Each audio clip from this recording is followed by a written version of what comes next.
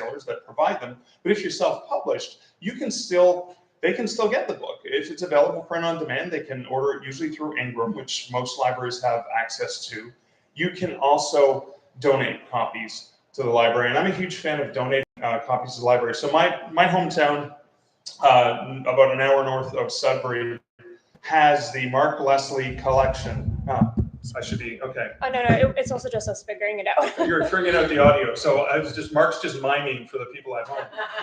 But they have the Mark Leslie Library. So pretty much every single book I've published, if they have not purchased it, because I usually give them an opportunity to purchase the books because I don't go up to Sudbury more than 2 or 3 times a year, I'll find out from the local librarian, do you guys have this book? And if not, I will bring them a copy. And I will usually bring them, if the hardcover is available, I'll bring them the nicest version, because hardcover copies last longer than paperback copies.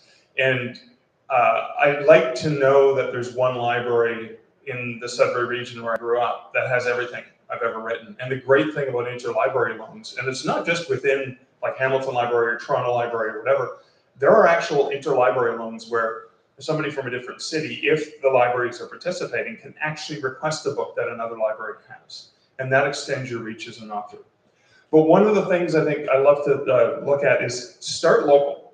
Go to your local branch and request, talk to them. Here's the other thing, because we know libraries are amazing, is you as a writer have not just your awesome book that you wrote, but the research that went into the book. The moral of the story, the tale, anything sort of adjacent to the book itself can be a talk that you can do for the library. I mean, maybe the simplest one is, hey, how did I write a book? How to write a book? How to submit to a publisher? Any of those things. Libraries are always looking for content. One of the things you should be aware of when you're approaching libraries or bookstores is they plan months in advance. So, for example, I'm doing a talk in Brockton, Brantford, I should say, closer to where I live in Waterloo.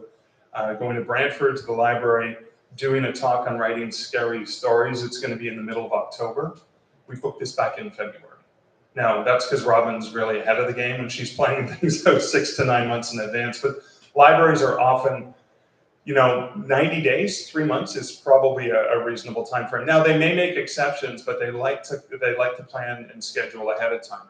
So one of the things I like to do before I approach a library is take an inventory of what I can offer them. So because I write true ghost story books, I can go in and I can share scary stories, which a lot of people find entertaining around Halloween. I can also talk about the researching. How do you research these? Well, ironically, the library is often one of my best friends, especially the main branches where they have the archives, local archives, whatever. I do a lot of regional ghost stories, so it's wherever that's set. But then also, what are the things I've been passionate about? So when I was younger, I used to run a DJ company using sort of equipment like this with cassette tapes back in the day. And I can even talk about that experience in a way that can be interesting in terms of putting together a small business or putting together something that you're passionate about. You make a list of inventory of the things that you can offer, because it may not be connected directly to your book or your story, but it may still be of value to the community. And the key thing you want to look for is, what value can I offer? Because when you're talking to a bookstore, they want the books on the shelves to sell. They're like tenants, and they either pay their rent or they don't pay rent. And if they don't pay their rent, they get returned to the publisher. And you don't want that. You want people to purchase the books. A library is very similar. They have a budget, and they can purchase new books, and books wear out. Usually after 30, 40 checkouts, the physical copy starts to wear and tear, and then they may buy another copy of the book. But they're not going to buy another copy of the book if it took 10 or 15 years for that book to wear out. They want patrons to consume those books. So you want people to check them out. So one of the strategies a lot of people will say is, get your friends or get your new author newsletter and tell them to get your book at the library. Speaking of author newsletter, the very end of every one of my author newsletters is I have a link that says, you can get my books at the library for free. Any one of them, go ahead and ask. I even have a link to overdrive.com that has a lot of the availability of my books, but you can get audiobooks, you can get print books, you can get ebooks available. But if you just get someone to ask for your book at the library, but nobody checks out your book, that's a frustrating thing for the librarian because they spent money on a book that's just going to sit there and take up space. And they want it to be useful to the community. So if you do get people to do that, make sure they actually check the book out. That's an important aspect. So I'm at the 10-minute mark, but the only other thing I wanted to let you guys know is I have access to a whole bunch of resources, including examples of one-sheets you can bring to your local library. If you go to markleslie.ca/authors, bookstores, libraries, you can find link to resources in terms of listings of different libraries that you can reach out to, because you want to start local and then slowly work your way outside of that region. Like I said, I live in Waterloo now, and I do stuff with the local Waterloo Library, I do stuff with the Kitchener Library, I do stuff with the Cambridge libraries, because that's the Tri-City area, but I still return to Hamilton Public Library, where I used to live in Hamilton, and I have a relationship with the events organizer at Brantford Public Library, and I regularly, is that me? Oh, no, that's me, yeah. That's me, that's my time. But having those relationships is important because librarians speak to one another. So even if you only have access to your local library, maybe at the OLA, which takes place here in Toronto in February, the Ontario Library Association, they connect, they talk to one another, they share, oh my God, this is a great speaker, and that's how you can get in at those libraries. So we've got about 5 minutes for questions, if anyone has very specific questions about working with libraries. And if not, I can keep sharing stuff. Oh, I have. Okay, Nancy. Now, I was told that the Toronto Library does not accept self-published books. So you were told the Toronto Public Library does not accept self-published books. Yes and no. Yes and no because it depends on, I think by default, bookstores and libraries are going to have a bias against self-published books. Because in general, there is still the misconception that they're not good enough. And that's not the case. I mean, Terry Fullis, The Best Laid Plans, turned into CBC TV series stage play. One, Canada Reads, was originally self-published. So it's not that the quality is not good and it doesn't get recognized. It's that it's easier for them to say no. The other thing is, especially with a larger metropolitan library, is the channels by which each branch may have to reach back to a central channel to get permission. And I don't know the autonomy because it changes over time with different administrations and different leaders. Sometimes there's more autonomy that a branch has, and other times they have to put in a pitch to bring in titles. And it's a lot more paperwork often to do to acquire stuff directly from a person than it is to just add an ISBN to a purchase order that's going to a major wholesaler like Ingram. So one of the things I would say is, if the library says we don't take self-published books, then maybe, do they know it's available from Ingram? If it's available through Ingram Spark, or you can use draft to digital print to get your book into the Ingram ecosystem. And libraries don't care if it's returnable or not, so it doesn't have to be returnable like it does for a bookstore. The other thing too is, sometimes they don't take donations. The other thing about books that we need to know, it's important for libraries, is they're often, do you guys know what front list is? Front list books, so books published within the last 6 months. Sometimes libraries don't want a book if it's not new. And I know that's frustrating because a book you haven't read is a new book. And you can find a book, from 20 years ago, oh my God, this is an amazing book, how come I never discovered it? But they're always being pitched by publishers with new titles every season. And so they're really, unless something major happens, like the Queen's Gambit, right? The book that, the TV series was based on, this 1970s book. So unless something like that happens, or with Bridgerton, a series that had been out for a while, and then the TV series gets made, well, of course they're going to buy the backlist books. So that they'll make exception for backlist if there's a hot and popular newer title. Does that help a little bit? A little bit. Okay, doesn't help a lot, but the chances are you may get that. But I would argue that if you were talking to somebody who you have a relationship with already at the library, as opposed to somebody just walks in off the street and says, hey, help me, right?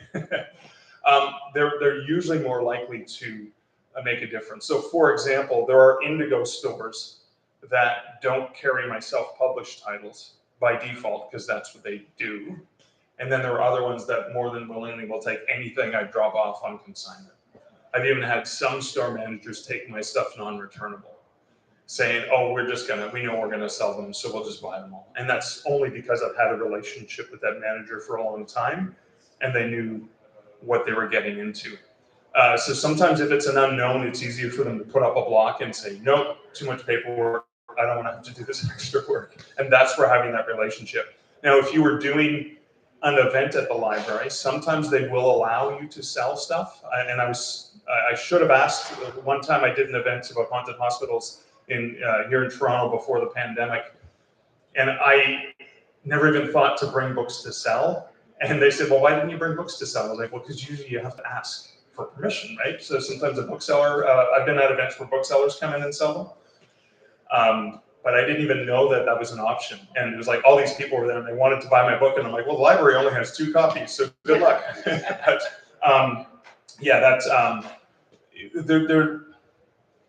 there's potentially opportunity with the relationship.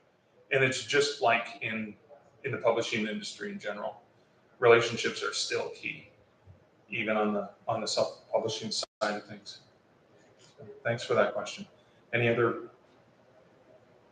How do you have tips on how to establish those relationships then? Yeah. Or do you just walk in and be like, hi, I'm a writer, please like me? Well, how to establish a relationship? So, I mean, the library is part of your community, so potentially it's a place you already are familiar with and you already go there. One of the tips, so if you're reaching out, if you're cold calling the library, at least do some research. At least have been there.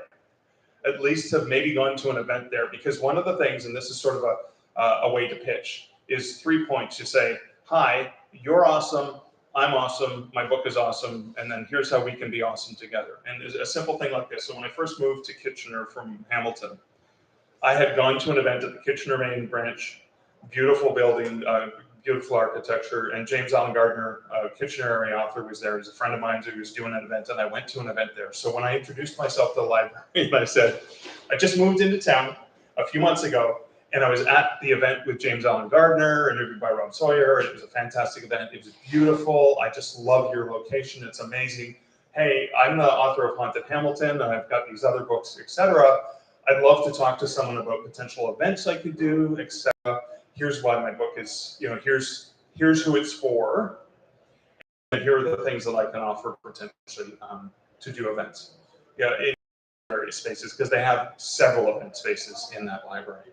And so the you're awesome, I was there, I saw this event, it's really cool. First thing you do when you're complimenting someone is, that's the most interesting thing in the world, that themselves. We're all narcissistic a little bit, right? And then usually when you talk about your book, and this is what I have the one sheet, the examples of the one sheets, is the comp authors or comp titles are really important.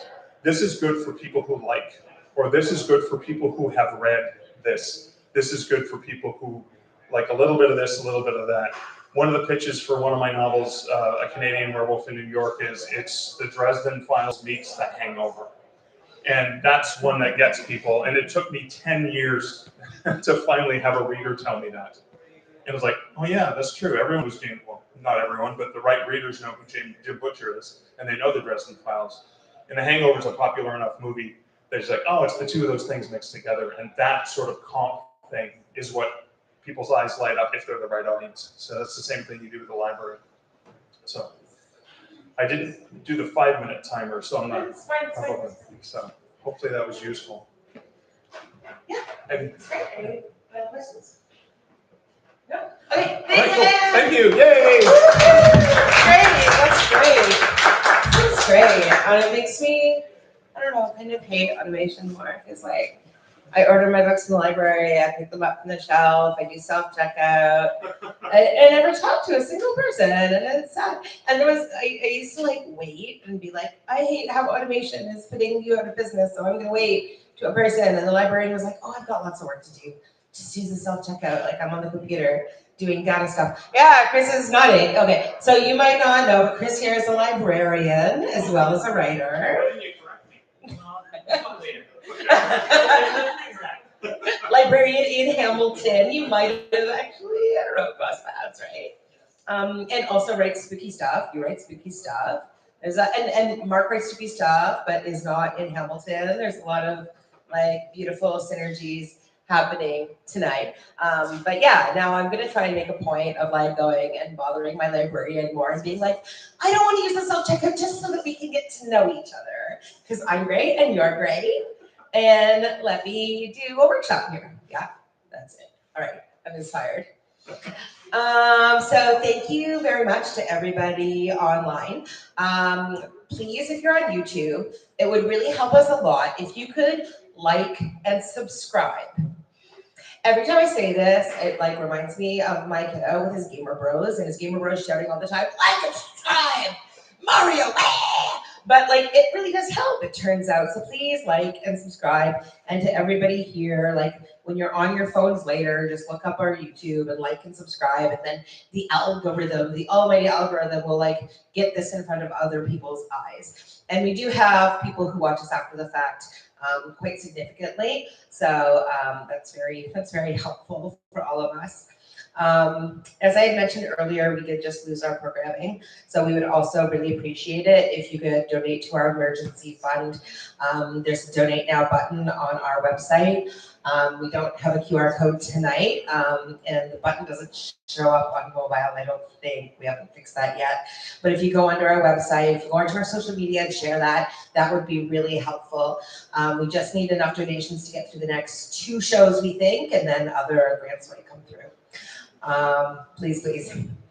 And now for the readers. And again, for those of you watching at home, type in your questions into the chat as they occur to you.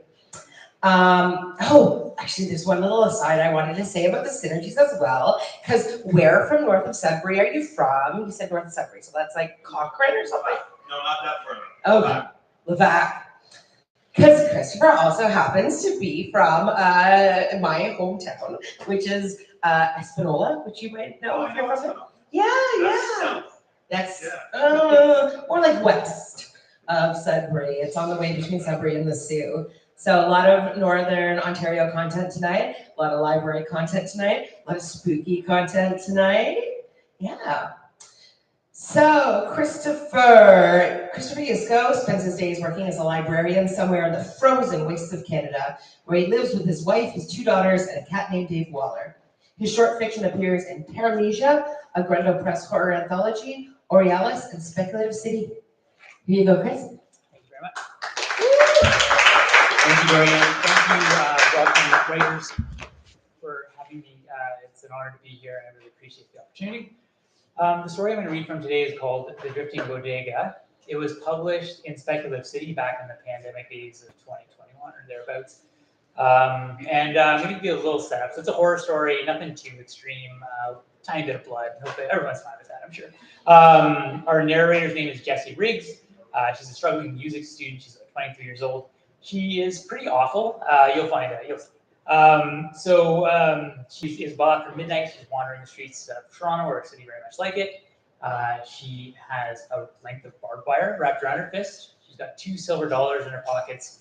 And she's following the steps of a ritual that she's found and become obsessed with online. Sort of like those kind of creepypasta kind of things. And the rumor is that if you follow the steps, you will encounter the Drifting Bodega, or it's called the Commerce Common, a burned out convenience store, where you can be given your heart's dearest wish, even if you don't know what that wish is. And that element is particularly what appeals to her. So I think that's enough setup. I'll just again proceed. I entered a recently gentrified area where bright modern facades crowded out their worn predecessors. It struck me that, no matter how lost, I always moved into ever more built-up areas of the city. I don't think I could have found the original city if I tried. Nothing was open except Mega Cup. True to character, that scuzzy chain clung to life against all odds.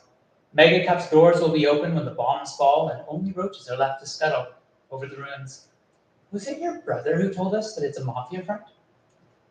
The shop interior was dimly lit. At that hour, you could be forgiven for thinking the glass pane was a reservoir holding back that stagnant amber light. One life-sick clerk manned the register, his reflection in the window, a mocking double. He jumped when he caught sight of me, gawking like a sailor who'd seen a mermaid. I honestly felt a little bad. I considered buying something, but I remembered that coffee wasn't much better than chemical waste. Besides, I had picked up the strain again. I was headed the right way. I found myself on autopilot, my thoughts drifting to Clara. Dumpy, hard on her sleeve Clara, with her big curls and goofy laugh. I wish I understood how she got in first chair over me. I wouldn't mind losing to a better musician, but you don't get the sense that Clara is a serious person. Did I tell you that she uses beta blockers for stage fright? It's sad. Those are heart pills, you're thinking, but musicians sometimes take them to manage adrenaline when they can't handle performance anxiety. They're performance enhancers, basically. I put a lot of thought into this, and I wouldn't be surprised if she started using them just to keep up with me. Looking back, it's clear that those negative emotions were drawn from me by the attendant.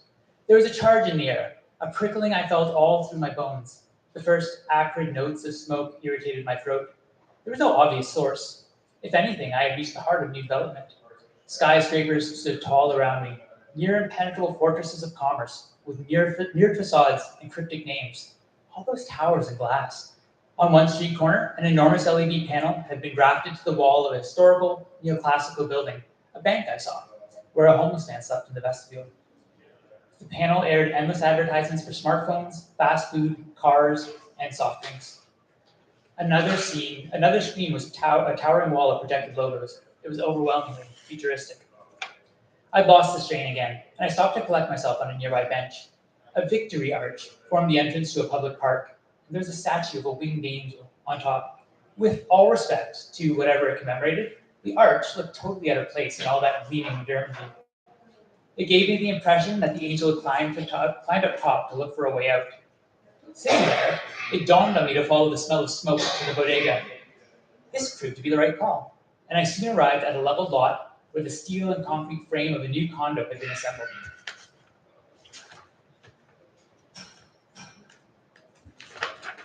The lattice arm of a crane, its hook dangling limp and oddly subdued, fell against the skyline. Every few feet, the perimeter fence featured placards advertising Skyhold Condominium Corporation with an airbrush rendition of an elegant black glass tower surrounded by green spaces. All that greenery was a lot to ask of the sloping pit of earth I saw before me. For now, the units were a darkened hive. From within the condo's foundation, I saw the haze of smoke and falling ash. My pulse quickened. There was a moment's vertigo as I hopped the fence and descended the slope. It made no sense, but the shop was installed in that incomplete frame with a sign that read, "The Commerce Comet," with "From Dusk Till Dawn" written in looping cursive below. The windows were sooty and obscured. A little bell chimed when I entered the bodega. The interior was dark and hazy and meat locker cold. Ash fell endlessly, as it had done since the day the shop burned down. Piles of heat warp shelving filled the space. Those units that hadn't collapsed were dense with charred product. An eerie glow shone from the freezers at the back of the store. At the front counter was a blackened metallic shutter with soot-clouded plexiglass panes on either side. This was nothing like the photos I'd seen of a long open counter packed with gum and mints and lottery tickets. The shutter was closed.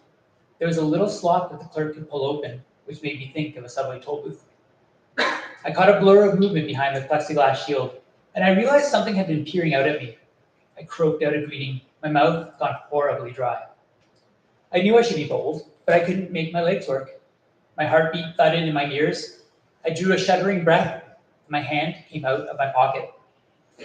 Someone weaker might have faltered. You need to be strong. If you feel disgust, swallow it down. If you feel lightheaded, push through. I clenched my fist and let the barb sink in. Blood beaded on my fingertips and hit the floor in a soft patter. And with this blood-living, bitter memories rose in me. 100 hertz and slights. I saw myself as a child, blonde, slight, serious, dragging the bow across the violin I'd rescued from Grandpa's farmhouse when they put the lot up for sale. I'd been determined to teach myself.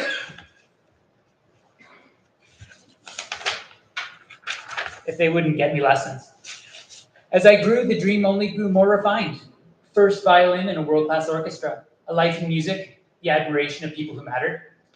But I was sick with the knowledge that true talent goes unrecognized. It's all a popularity contest, and I've never been good with those little social graces. Even as a girl, I lacked the right clothes, the brands, the makeup.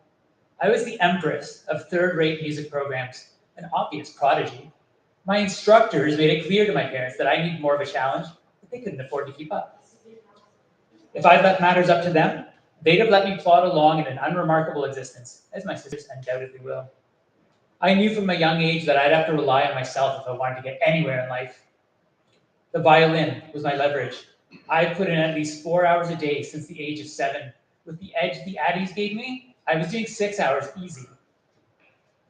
No one ever had to force me to practice. I made myself this way. That's what bothers me about Clara. Such a nice person, ready to make time for anyone at all. I bet she'll be a great mom. Clara, with her pep talks and special handshakes, one for every person in our year. The one time she extended her hand to me, I glared daggers. I wish I could lend you my ears to hear her play. She botches phrasing, slouches in her seat. First chair, concert master, it's embarrassing. Paolo's an idiot. Oh, Clara, you play with heightened feeling. As if I don't. All of this simmered as I moved towards the gate. I unwound the wire from my fist as I went. The slot opened, and I set down the 2 silver dollars. There they stayed, anointed and useless, and for the first time I feared my offering would be rejected. The presence behind the counter radiated waves of cold. I pictured it as a shadowy blur. I pictured it flowing through the grate, towering over me. I surely flinched when the blackened hand finally appeared at the slot to collect the coins. It was a woman's hand, long-figured, once delicate. The flesh, if it was flesh, was charred, the nails broken and partially melted. She pushed something back through the slot, a package wrapped in kitschy butcher's paper. This happened so abruptly that I didn't understand what I was looking at. A huge, beaming anime face with coins for eyes was emblazoned in the center of the package, crowded with cutesy, emojified livestock faces. Happy Deli was splashed below. As a vegetarian, the overall effect was offensive. I made no move to touch the thing. What is this? I asked. A ragged hum started behind me. Startled, I realized seconds later that it was the sound of the freezer kicking in. Is this a joke? I demanded. The hum deepened, became an unstable growl. I felt that overwhelming polar presence behind the gate, and my breath began to spill out in vapors. I stood firm, shivering, massaging my wounded hand. Not touching that, I said. The attendant flowed back to the plexiglass window. Although the blank white face was smear, I knew her eyes were on me, and I could feel her hatred. A resounding crack made me flinch as the attendant slammed her face into that smudged pane. Though blurred, it was twisted, and somehow it turned black. The jaw contorted into a permanent scream. The face slid lower with a horrid squelch, then slammed into the glass again. An awful shriek filled the space. I thought hard about the stories of the attendant's wrath, and I grabbed the waxy parcel and scampered back out into the street. If you'd like to know how a wax parcel can change your life, the story is freely available online. So, thank you, everyone.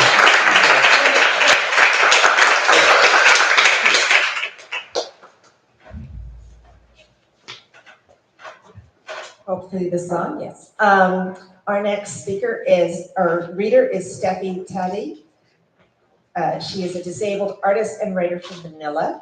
She is the author of From the Shoreline and Notes from the Ward, published by Gordon Hill Press, receiving support from the Canada Council for the Arts and the BC Arts Council. Steffi's poems often reflect on kinship, diasporic geographies, and formations of the mind. She lives in Toronto. Hello, come on up, Steffi.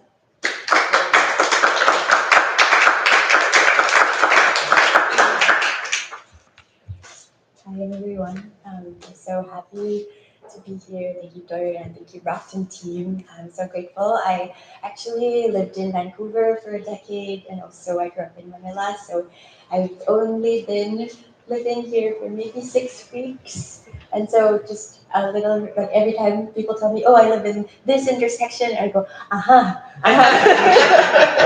So yeah, just a little bit of context.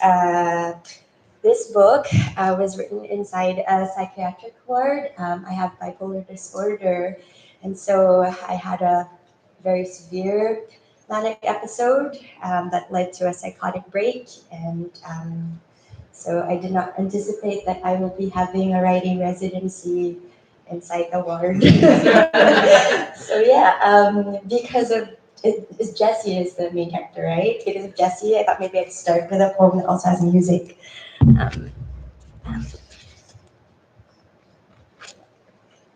Live your beautiful life, baby.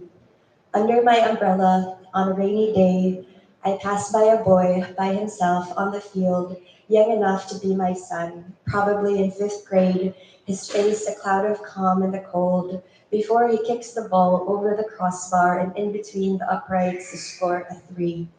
I try not to crinkle my face like confetti, how badly the inner dad or big sister in me wants to yell, yes.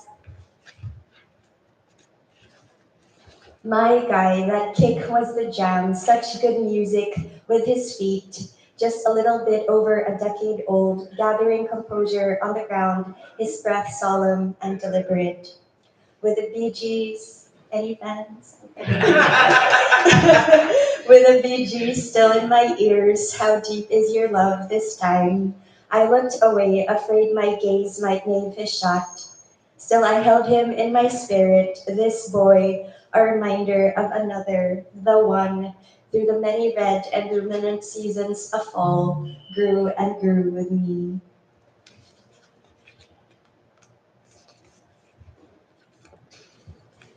You who the earth was for, after Jean Valentine. You fleeing war, carrying a rooster with your shaky hand. You trained to pummel, never the first to wince or flinch. You who plant their sadness into the dirt, you whose questions have no gentle answers. You who cook too close to the stove, you at the table, missing the one not there.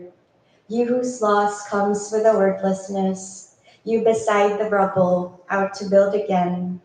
You in the backseat, being loved, you running towards the water.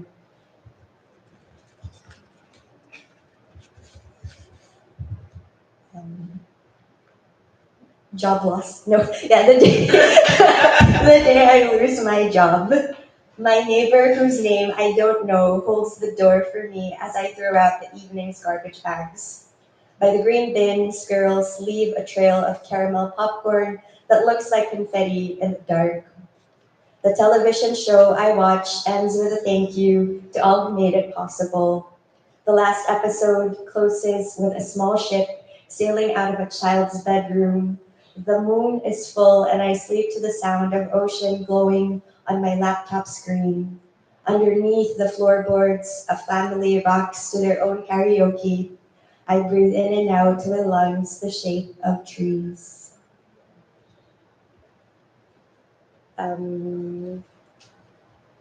Yeah, I think this is always hard to read, but this is where it began, so I have to read it. Postscript to Mania, after Shira Ehrlichman. I bought rainbow scarves and pastel-colored napkins, then begged near turnstiles and bus stops for silver coins because there was hunger and I could no longer afford a slice of pizza. Up high and bereft of self-seeing until someone came with gifts, I remember chiffon cake with the words, Steffi, see you soon, in midnight blue icing, for the stray dog in me, friend, a member of me.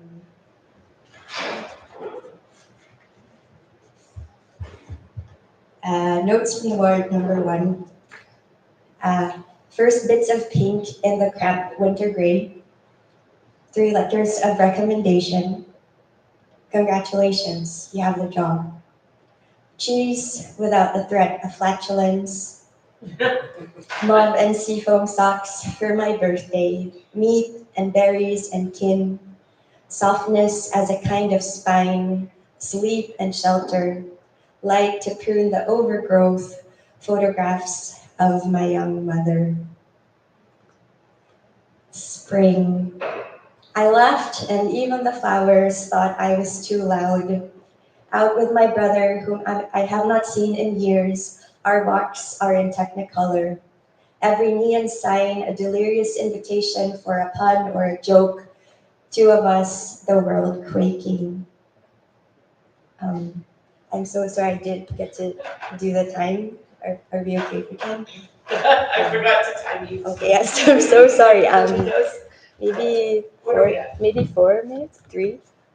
Just Yeah, we've got some time, 3 minutes probably. just kidding. I did I did get to press it. Yeah. So yeah, 4 minutes.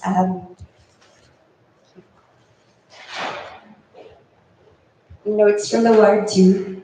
I am not anybody's orphan, but my friends and I, a handful, tried to jump. But she told me she continues through the past. By the green tiled hallway, I planted my hands on the ground and for a few brave seconds turned my body upside down. I felt blood travel from my feet to my head. I found my grandmother there and in Nueva Ecija, her blade work with rice fields and fireflies, witnesses to her love. Um, so I am Raptor Nation. I hope so. Notes from the ward number 7. While the Raptors slugged it out with the Warriors at Air Canada Stadium, which I watched from a grainy television in Manila, what I didn't see coming was Fred Van Fleet, elbowed underneath the basket, blood like river through his cheek. The cameraman zoomed to the shiny hardwood floor where he fell and where we can see so clearly his chipped tooth. When Rilke said, keep going, and no feeling is final, terror or madness, keep going, I think about Fred, I think about his tooth, and how, if ever at all, do we get to know where we are headed, and if ever at all, do we know, through the dirt and effort of our dreaming and dreaming, do we land?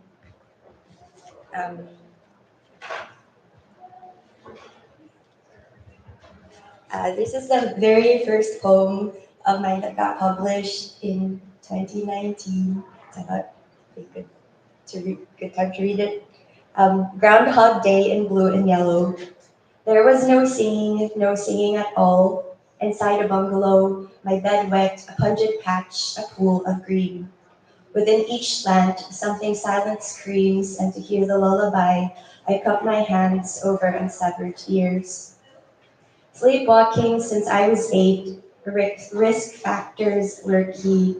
The poems were rooms, but their doors were shut. I did not know samskara or prefiguring. Through the years, a spectrum, shriveled discs to starry nights, Theo who loved him. I feel like it's good to keep it short, so I'll end with a last poem, not a poem, but the last page of the book.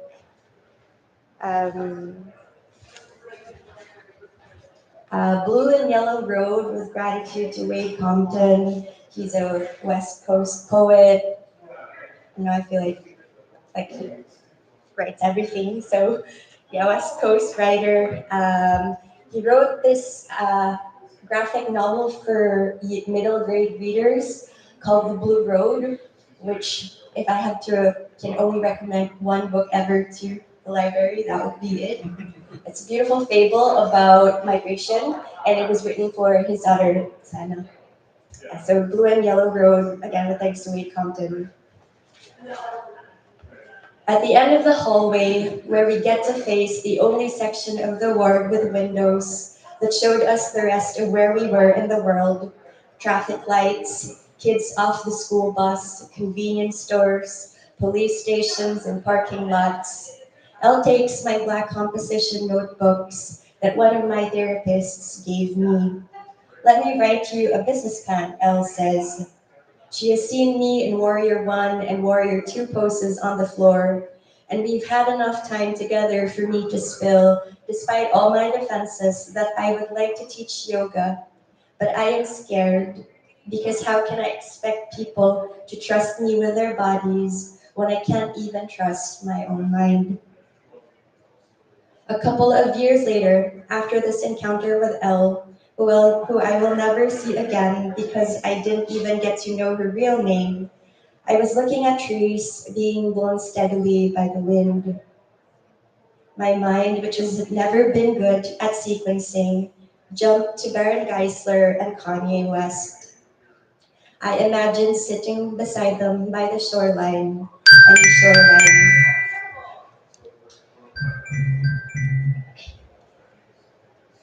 I'd take a breath and for a few seconds let the ocean be an ocean. When I feel like we're ready, I'd tell Geisler or West without looking them in the eye, which might threaten or confuse. I know I'm not looking pretty good myself, but how are you really doing, brother? Thank you.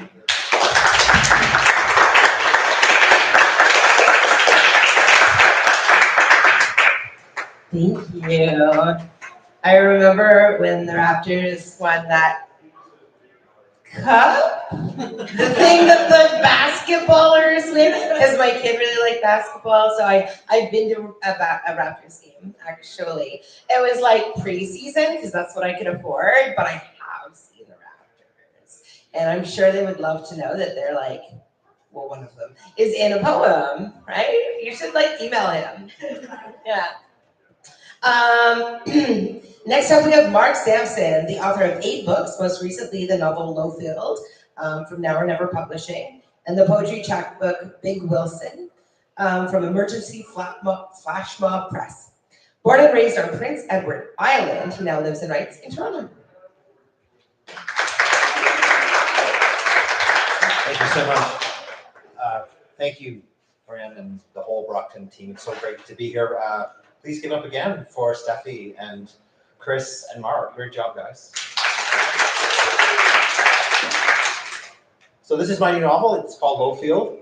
It is, as you could probably tell from the cover, a horror novel set on my native Prince Edward Island. In fact, I think it may be the first horror novel ever to be set on PEI. I don't say that definitively because there are so many books that get published, you can't say anything definitively about books at all, but I'm pretty sure it is at least the first sort of Lovecraftian, weird fiction type story published on PEI. But it came out this spring, and I'm very excited to read from it tonight. I do have just a bit of a setup for the scene. The book is set on PEI in the spring/summer of 1995. The protagonist's name is Riley. He is an RCMP officer who is on a leave after a shooting that took 3 of his colleagues, and to escape the trauma of that, he's moved from the mainland to Prince Edward Island to take possession of a house that has been in his family line for many, many, many, many decades. The house is called Applegarth, and it's been sitting empty for a number of decades already. A local journalist intern writes a profile of him moving into this house, but in the process of doing that, she also, because she's an intern and still learning her craft as a journalist, also exposes a lot of his dirty laundry from the mainland in the story, and he's kind of miffed about that, and that's where this scene picks up. Mid-May brought the first truly warm afternoon of the year, and Riley spent it working in the garden that was growing all on its own. If he had close neighbors this far out on the 8-mile road, they would have been astonished by, even jealous of, what these 2 large plots had already started to produce. Not that there was much chance of a casual gawker to glimpse them. These crops had all the privacy they needed as they flourished. What exactly was growing here? Carrots and snow peas were definitely coming up. He saw as he raked and hoed and stooped to pull the few weeds that encroached out of the ruddy red soil. He also spotted the first signs of what looked like a strawberry patch sprouting in the middle of the second plot. And what was that over there, rising up in the corner near the stone sundial in the first? Zucchini? Zucchini always came on like gangbusters. He remembered that from the garden that Jane had kept year after year. But no, these were something darker, richer in the body. Eggplant? Yes, his garden was growing eggplant. Riley had sown none of these things. They just slowly began to appear, day after day, as if an invisible force were pushing them up from beneath the earth. Riley had even driven out to a well-known seed store over in York to buy his own stuff to plant. Red potatoes, pumpkin, butternut squash, a bit of corn, plus some peat moss and a few plastic pillow-like bags of a local fertilizer called muscle mud. He wondered whether the plots would reject all this, like how the human body might reject a transplanted organ. But the garden welcomed these additions, and soon Riley's own plants were thriving right alongside the ones he had nothing to do with. All of this should have freaked him out. But as with the house, working in the garden seemed to calm Riley's mind. It felt, paradoxically he supposed, so normal to be out here, lightly toiling away among these magical rows, just as it felt normal to be restoring Applegarth, or more accurately, helping it restore itself. Like so much else on PEI, the house's repairs, the garden bounty, felt like something the universe owed to Riley. He had suffered. He had lost everything back on the mainland. But here, finally, he was succeeding in turning the page, and this was his reward. By late afternoon, he had actually gotten a sweat on, and after finishing the day's effort, he felt a satisfaction he hadn't in a long time. He went into the house, washed his hands in the kitchen sink, then fetched a six-pack of Alpine Lager from the fridge. He took it and his Du Mauriers out to the porch to just sit in the swing seat there, to smoke and drink and watch the evening come on while he thought about what to make for supper. Riley actually felt good, almost youthful, as he sucked back the beer and smoked away. The early evening began to soften. Riley was just pulling the fifth bottle of Alpine from the box when he saw, down there on the road, through the dense curtain of spruce trees, a vehicle slow suddenly and then come swinging onto his driveway. It was a caramel-colored pickup truck, old and muddy. It pulled about halfway up the lane before coming to a stop. Riley watched as three young guys, maybe in their early 20s, as they got out, took a long look around, saw him on the porch, and began to approach. Had Riley only had two beer in him, or even three, he might have grown nervous, defensive even, at the sight of these strangers arriving uninvited onto his land. But Riley had 4 beer in him and was feeling loose and foggy, light and hospitable. He leaned back on the swing seat and spread his arms out, as if putting them around 2 gorgeous, invisible showgirls. "Hey there, fellas," he called over. They stopped in front of the porch. The guy who'd been driving the truck looked up and above him then at the house itself. His eyes betrayed a brief but unmissable look of dread. Riley could tell exactly what the kid was staring at. Applegarth's gleaming, blood-red gables high above him. They were rather arresting. He wondered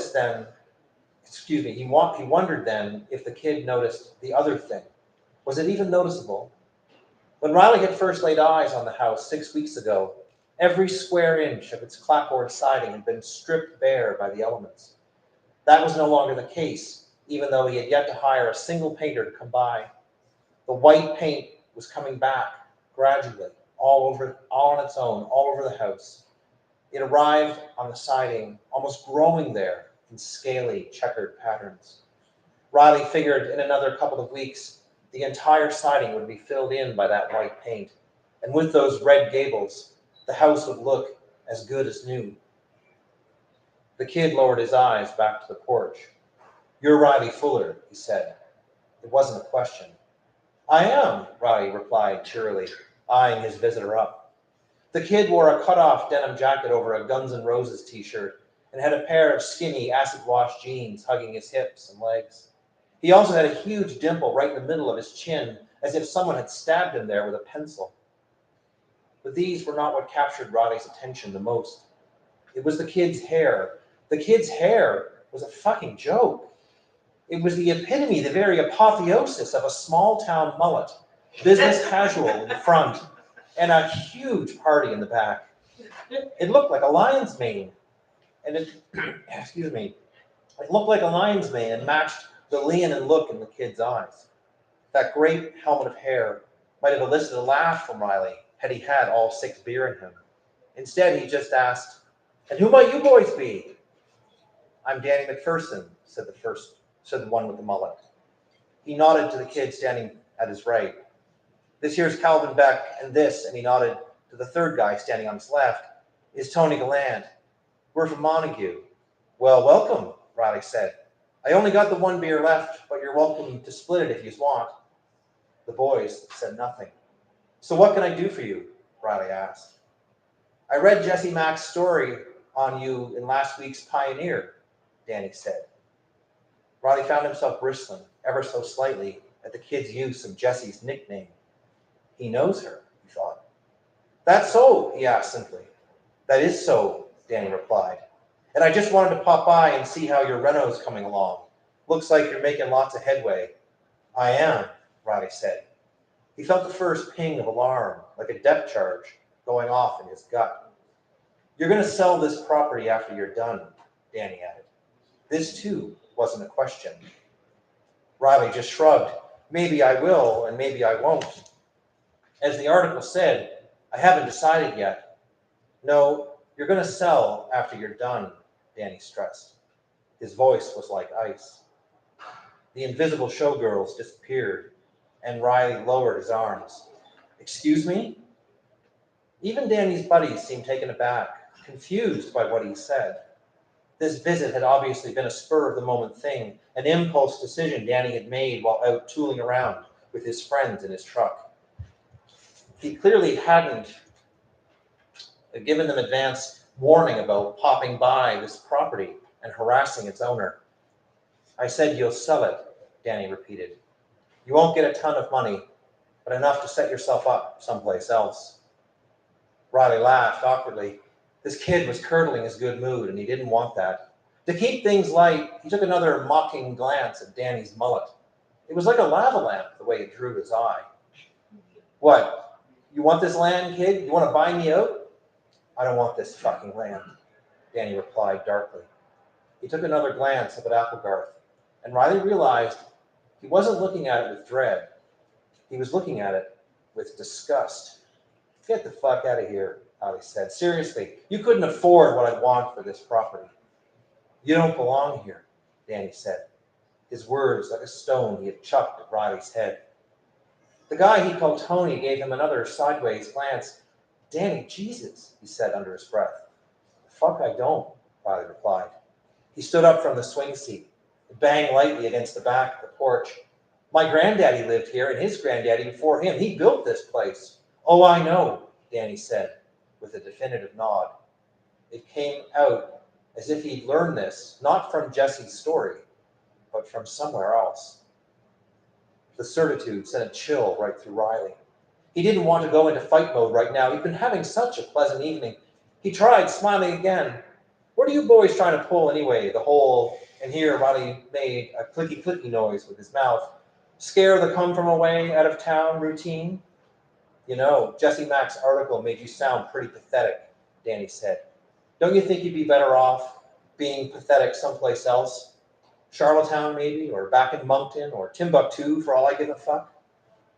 Riley just grinned at him like a wolf. Yeah. Oh, and speaking of pathetic, Danny, he said, 1982 called. It wants its hairstyle back. When none of them laughed at what Riley thought was a very good joke, he just chortled to himself and added, seriously, kids, get the fuck off my land. This isn't your land, Danny said. It doesn't belong to you. You belong to it. Haven't you figured that out yet? And ice water raced through Riley's veins. Thanks so much.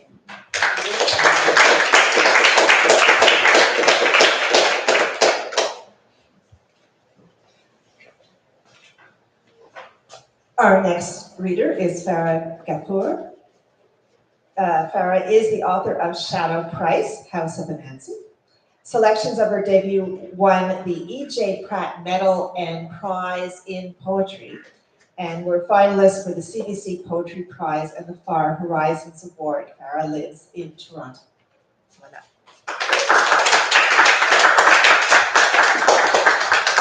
Hi everyone, my name is Farah, and it's such a pleasure to be here tonight. And I know that after listening to all those amazing readings, I'm going to be donating to Brockton. So I hope everybody watching will be donating too. I'm just gonna be reading one very long poem tonight, and I hope you guys can sit tight for the entire thing. Let's see how successful I am at flipping the pages though. It's challenging. Ugh, yeah. Okay. The whale. We live in capitalism. Its power seems inescapable. But then, so did the divine right of kings. Ursula K. Le Guin. The whale is worth over $2 million as an international public good. What am I worth? I'm asked, until I start investing. If I want to make it, that is, make it to a table of portfolios diverse in national economies, with an account I call by a Swiss pet name, new enough to put the fun in funds. Between the clouds in a room made of one-way glass, I too would call for order, clicking incessantly the button atop my designer scepter, held high above my hairless, glimmering crown. When the residents below do not compete politely for the coins tossed generously into the air. The copper lands on the royal hunting grounds, unsubsidized corporate properties, and between foreign democratized wells. Sometimes it lands in disputed territories, sometimes in the sea. The residents are commanded to remain still, hands behind their head, otherwise they'll be stunted productively by all authorities. This I would decree via pamphlets released on the wind, signing special editions on holidays, and publishing them with other rulings in a slim folder that the residents may keep beside their embossed books and hotel nightstands. I am the future, I'm told, so invest now to live like this, to say I've made it. I am made of carbon in all dimensions of time, in my business formal attire, in an unconscious state, tilled through the days, the way a whale is dragged forward by the current. It cycles carbon through its lungs, amassing value. Efficient production appraised at millions of dollars if you consider its impact on industrial fishing and ecotourism. Big money moving into a big mouth, sliding over a big tongue, into a belly big enough to sleep inside. Here in the whale, I've just woken up. I light a lamp and cup my faith over it until it's no longer numb, yellow blubber whispering at the cusp. This room is rented and flooding, but location, as they say, is everything. And here the air tastes as clean as it is not. I ask around and find out this is a new higher orientation. Wonderful, I think. Then turn around and learn that it is a funeral reception. Oh no, I say. Who died? I ask my friends and family, my neighbors and coworkers, the CEO and receptionists, recruiters, writers, brand strategists, journalists, lawyers, lobbyists, landlords, developers, podcasters, publicists, auditors, academics, diplomats, bureaucrats, consultants, phone scammers, celebrities, influencers, artificial intelligence, and all of its dogs. But everyone is speaking over each other. I press my ear to each conversation, turn it like a safe lock, but never hear my persuasion click. My bait was never precise enough for networking, but I'm not too dissatisfied. I have plenty of work left to complete. I just bought an ergonomic chair to mitigate the risk of my feet liquefying into the slippery floor of the whale's stomach lining. My body will thank me for it, I'm told, by laboring at least 5 to 10 years past expiration. Thank you for making it, a modulated voice announces over the heads of the crowd. Today's fun fact: researchers have discovered that humans can live up to 150 years. In celebration, the booming bass accelerates, and attendees begin to bob frantically, panting, some stumbling into other organs. I myself am nearly knocked out of my seat and clutch a stranger's arm for balance. $1 trillion, he whispers, was the value of whale stock 6 years ago. So imagine what it might be now. I should reconsider liquidating my stock compensation, the business mogul advises further, yanking his furred coat cuff out of my hand. Apparently, the residents of the whale sector are not sufficiently motivated to pay their breathing subscription. The cost of living is rising like hot air, I realize, as I am shot out of the whale's blowhole. Briefly, I'm suspended in unfamiliar warmth. My chest splits green as a seed, and I open my eyes to a land I swear I've seen. Perhaps in childhood, perhaps in a dream. There are creatures who look at me without fear. Titans dressed in leaves even wave to me like an old friend. I raise my hand, then plunge back into the dark of the whale's body. Disoriented, attention centers me, so I begin to gossip about news that gusted through me moments before. The whale's cousins are rebelling against local political forces, and the fish cannot marry because the scent of home has been burnt from the water. That behavior is so unprofitable, someone exclaims. It gets worse, I continue. Words have blanched entire civilizations from the reef, so rumors tend to float among ghosts until they too dissolve. Like my ears, which are melting off my skull, so I announce that, unfortunately, we will have to circle back on this, folks. The crowd thins while I hold the two fleshy wings up by the lobes, my many piercings still glinting, and think I may finally be finding peace. A comfortable lifestyle of self-help manuals, supplements, hot yoga, and meditation until my brain steams, ready to present on a delicate platter. I've built an audience to share what I've learned on my journey and monologue about how previously I'd always eaten what I was given, licked my plate until it shined like a mythical moon, though that image too is an approximation.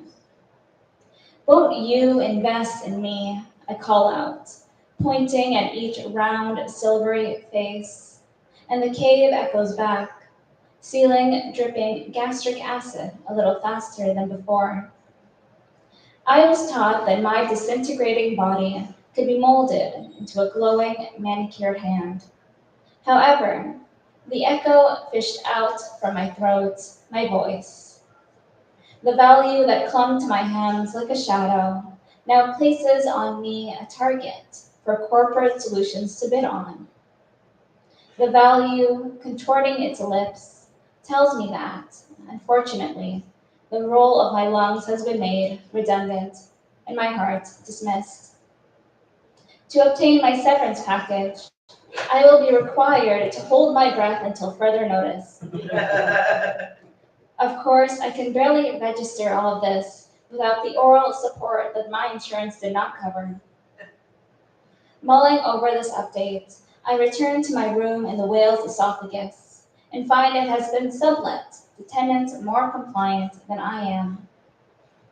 In search of a place to sleep, then, I slide up and away until I tumble into the whale's voice box. Cold and wiped clean, it has not sung in a while, and I've lost track of its age, so I stand, and luckily find myself swaying to its swimming rhythm. It's still kicking, thank God. A light spills onto the floor behind me, filling the outline where my shadow once decomposed. I look up, and what I believe to be the moon is dangling its long arms through the blowhole, beckoning. All this time, I thought it had been a spotlight. I gasp as pain names each muscle, organ. It pauses in my stomach, and I see that soon only my hands will be left intact. What can they possibly do now? This room is clogged with spirits who have danced their flesh away, and the volume of this melody is boring through my skin. The songs of the outside had, for seconds, bombed my raw feet, softened my shoulders. The language was strange, but the lilt of it, I realize now, matched the voice in the back of my head, the one I had disposed of to live happily in this world. The moon still watching, its gaze intimate as a fossil. I think that perhaps I want to hear that fascinating tune once more. I bury my face in my palms in supplication, breathe, then reach up as high as I can. Thank you.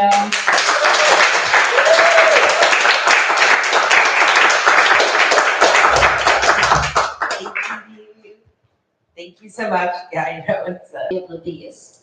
And so I just thought, wow, well, the whale would be perfect, right? So, so yeah, or whatever. Um,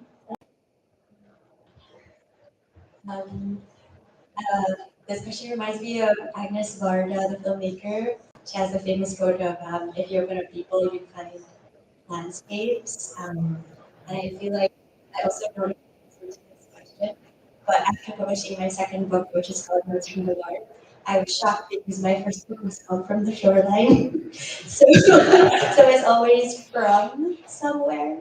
And you're just always bit about my feet inside where it takes me. So yeah.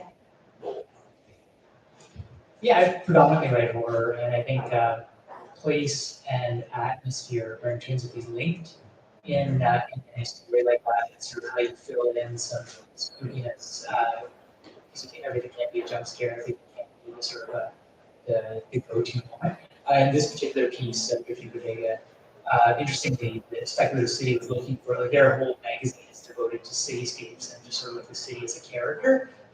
So it was a very natural fit. But I think you kind of mentioned, like, how do you get away from exposition a little bit? It was really a fine balance because the first, like, third of the story is just Jesse walking, and kind of like, it just, I was channeling my memories of being in Toronto at like 2, 3 in the morning, just maybe something like that was kind of happening, and you're just kind of like passing it by, and it's sort of like, these other stories are happening all the time, and you just get glimpses of them. So.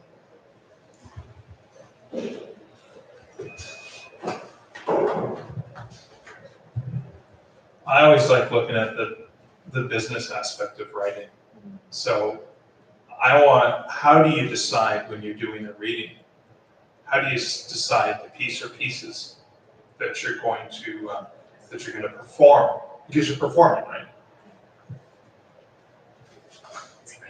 It's a great question. I think one of the things that kind of sets the framework for me is the length of time that you've been given. And, that for those of you who are writers in the room, you may be noticing over the years that the length of time you get to read is actually getting smaller and smaller. And I love this book series because you get a full 10 minutes, right? I'm doing a reading on the weekend, I have 3 minutes, right? So that give you 11. 11 minutes, pardon me, 11 minutes, which is great. And I think that is one thing that frames it is, like, you don't want to go over your time. You want to pick a reading that's going to fit the time that the organizers have deemed appropriate for that reading. And then, reading from as I have, like, a long novel, you want to pick something that is indicative of the book, can stand on its own, but also just kind of give the reader a little taste of what they can expect. And not too much, but just enough that you have a sense of the characters, their internal lives, their situation that they're in, some of the conflict that may be emerging in the story. If you can find an excerpt that kind of captures those things and sticks to your time, then that's pretty golden. But often what you have to do is you have to kind of Frankenstitch it all together, because even with this reading, I had to pull out certain parts just to fit the time, but do it in a way that it would still flow and you kind of wouldn't get lost. So it's a very precise path that you take. That's what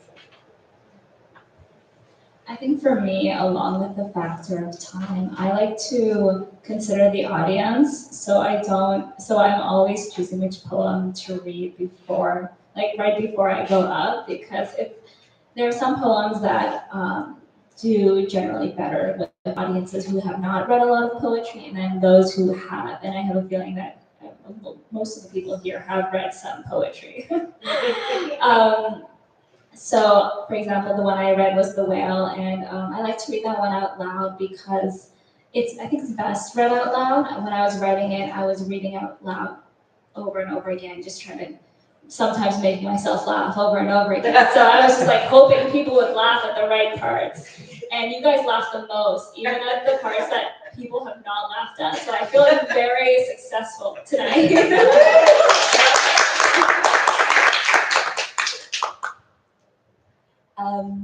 For me, I think just because writing is so isolating, I use the readings as a moment where,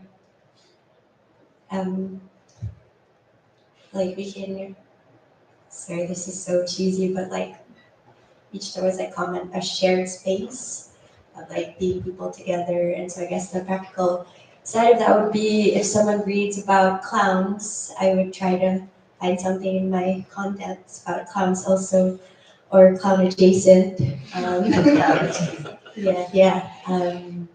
That's it.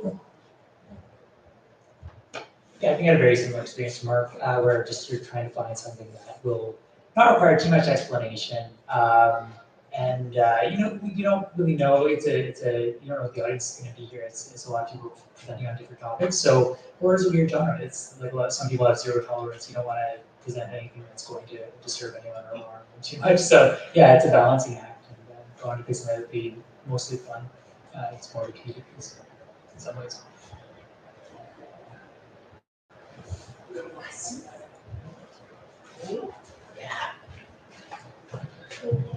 It's a bit of an experimental question. I've never asked that before, but I have this idea randomly, so bear with me. For a bit of context, Josh, I remember maybe 2 or 3 Brockton Writer Series ago, we had a guest speaker come in and they basically teach memoir writing. And a part of memoir writing is actually choosing the right medium for their memoir, like choosing the right medium to tell their story. Because it doesn't have to necessarily be a novel, it could be a play, it could be poetry. And I'm always fascinated by the mediums that people choose to tell their stories. You've chosen a novel, short stories, poetry. If you did have to choose a different medium to tell your stories, what would you choose? I can answer this very quickly because I went to short stories because I wrote a novel and then was sort of like, oh God, that was such a slow. Like, I wasn't doing that right now. So it was a nice break to turn a couple of those out, and they were published, and now we're on another novel. So it's, I think that's the rhythm for me. It's just like I need after the marathon, I need to experience. I don't know what they are. Just like it's like a fun like little pool you dive into. Yeah, for me it's dance. I'm not really sure because I'm not very good at writing sentences. So I hope that one day I can write a novel though, because not like a very long novel, but like a short novel. Because I like the intensity of poetry, and I'm hoping that maybe that can apply to like very short poet novels. Yeah, it's an interesting thought experiment, Yeah. right? It really is. Like, could I do Lowfield, a horror novel set up PI as a long poem? What would that look like, right? And what would that entail? I don't know, it'd be challenging. But I think, if I had to pick a different form for this, maybe the interconnected short story collection. So in other words, instead of being a novel, just have each chapter become a short story that can stand on its own. And that would be a really interesting experiment structurally to say, can you still tell an overarching tale of horror or terror, but do it in a way that each story within the book stands on its own, as well as forms that bigger picture. I think that'd be kind of fun to do. Speaking of genre, I usually try to be very diverse in like the genres that I program, and I accidentally ended up with 2 horror writers here tonight. Sorry, but it actually occurs to me that you're all horror writers, right? Like the mental breaks from reality, capitalism. It's all horror tonight. Sorry, everybody. It's a theme, accidental theme. That happens a lot, actually. Any final questions? I have a question from one of my fellow readers. Yeah. I have a question for Stephanie. Your collection is published by Gordon Hill. That is right. And for those of you who don't know, Gordon Hill is a really wonderful small press, does a lot of poetry, but they kind of have, part of their mandate is to publish authors who are writing about mental illness or neurodiversity or other aspects of mental health and the mental state. So I'm curious, when you were putting this book forward to them, what was that relationship like, especially in light of that mandate, and how supportive were they of this and of you, and how did they help to shape the manuscript over the course of the editing and publishing period?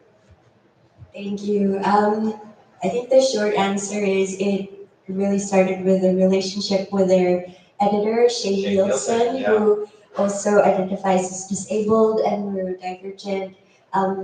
Back maybe 6 years ago, he had a disability series with a chapbook from the West Coast called Frog Hollow Press.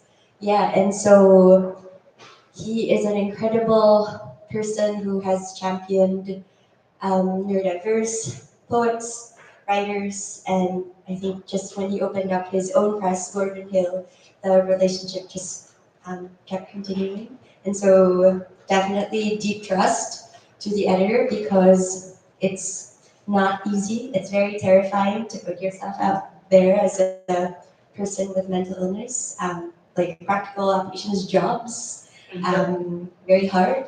But that mandate, I think, empowered me to see the role of a writer as someone who can communicate the truest parts of me and sort of use that truth to be in service of just in any way or form alleviating other person's shame or discomfort with just an invisible disability. So yeah. You're here.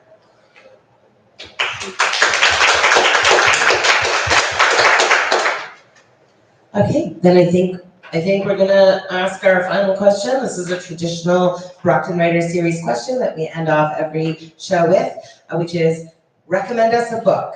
One book, not 5, not 3, one book that you have read somewhat recently, doesn't have to have been published recently, right? We're the library. Sometimes you can find something real old, but it's really important to you. One book. We do a roundup. We post them on our social media. So you have a chance now to like put it out there in the world. What is one book that you've read somewhat recently that you would recommend? I'll do a reread that I've done in the last couple of years. I read this book when it first came out, and then I reread it as an audiobook just in the last 2, maybe 3 years. I shared it with my wife. She hadn't read it before. She became a fan of this book. It's Unless by Carol Shields. And it's just one of those books that forced me. It just forced me. And Carol Shields is one of those writers who makes it look effortless, even though you know it's not. Like her prose is incredible, and the story is incredible, and that book feels very near and dear to me, close to the surface for me. And so yeah, that would be the one book I would recommend. I recently reread this poetry collection called Customs by Samaj Sharif, and she writes about the role of a poet and how important it is to speak the truth, and so that continues to inspire me every day. Also poetry, Flight by Ross Gay. He looks at one move by Julius Erving that I think is 7 seconds long on YouTube, and he hyper looks at it, and in one poetic long sentence that has no period, the book has no periods, meditates on that shot, and it talks about life and gardening and how everything is a practice. Yeah, Flight by Ross Gay. I'll do poetry too. Book Memorial by Alice Oswald. but then James gives it to me actually. But it is the story of the Iliad, but told only in the deaths, and it just becomes such a different poem. It just becomes almost like a critique of war. Really, really beautifully done.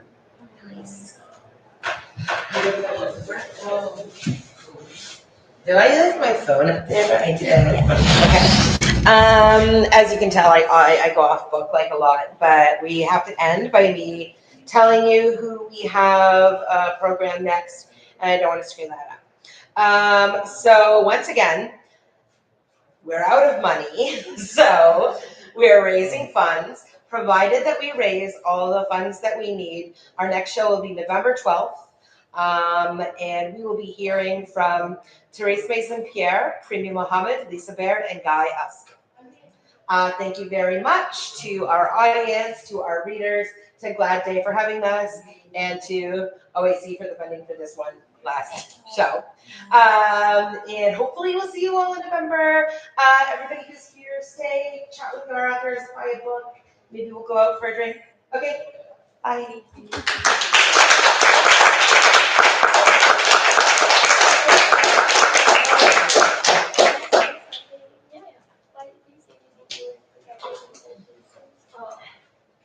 Thanks, everybody. I didn't hear that. I know there was